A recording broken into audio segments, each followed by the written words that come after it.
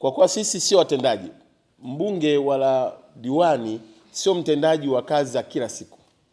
Manake wewe ndo umeajiriwa kwa niaba yetu kumfanya mwananchi aweze kuwa na matumaini na furaha.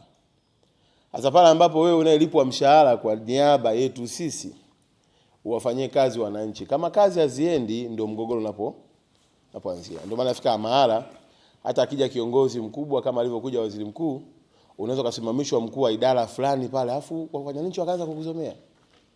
In fact ikifika hatua mtumishi wa umma unasimamishwa kwenye mkutano wa hadhara, unaulizwa maswali, wananchi wanakuzomea. Yaani kiutaratibu wewe unatakiwa kufuzwa kazi hapo hapo. Yaani hapo hapo uwanjani unatakiwa kazi yako fanya nini? Hii ishie.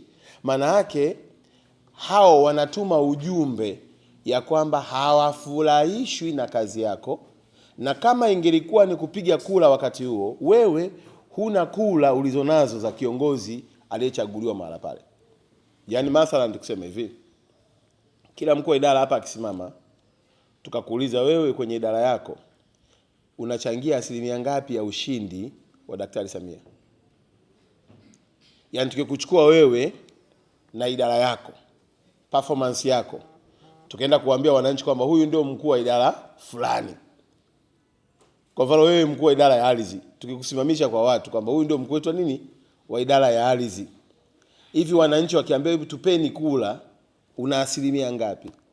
Kile kitendo ndio kinachotoa faraja au kinatoa taswira na majibu ya public kwamba huyu amempunguzia Daktari Samia kula asilimia kadhaa. Na jana nilikuwa naongea na Mheshimiwa Waziri Mkuu nikamwambia kwenye utendaji huu wa kazi sisi tunapomaliza uchaguzi hatuna tena kazi ya kufanya. Wanaoingia kazini nyinyi wakuu wa idara, ni nyinyi wakuu wa taasisi, ni nyinyi wakuu wa mashirika, ndio mnaingia kazini.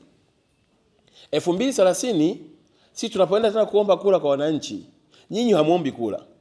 Sisi ndio tunaenda kuomba kura. Sisi tunaenda kueleza yale mlioyafanya kwa miaka mingapi? 5 kwa niaba ya kwetu. Namna tunavyokubalika kule ndivyo ambavyo mlivyotutengenezea ushindi au kushindwa.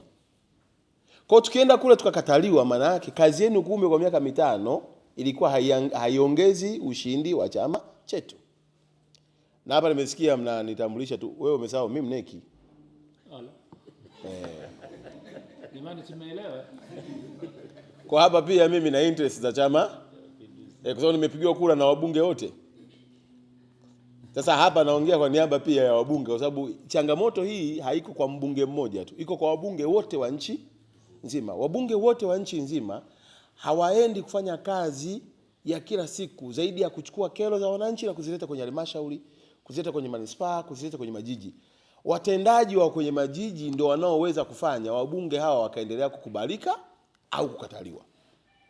Sasa mimi nitakuja kuuliza leo, hivi nyinyi mnataka mimi kazi yote niliyoifanya kwa mwaka mmoja na ushindi tulioupata na hamasa iliyokuwepo, hivi mnataka tena nikienda kule mtaani nikataliwe? Sababu nafasi yangu kama mbunge siwezi kukuamrisha mkuu wa idara fanya 1 2 3, usipofanya na kuchukulia hatua. Maana sasa ninachotaka nini? Nataka iwe ni self motivation. Wewe mwenyewe ujisikie kujituma, uperform kwenye idara yako kiasi kwamba tukikuona wewe tutasema wow.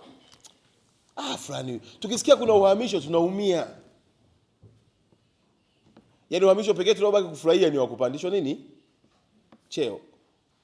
Lakini ikifika mahala kwenye idara yako ndio idara inayoongoza mambo hayaendi, tafasiri yake ni kwamba wewe utakuwa ni sehemu ya kuturudisha nyuma, kufanya Chama cha Mapinduzi kisikubalike, na mwisho wa siku kuifanya serikali iliyoko madarakani ipoteze uhalali. Sasa hilo nimesema ni kama utangulizi ya kwamba mjue mnayo nafasi ya kumpa heshima Daktari Samia Suluhu Hassan.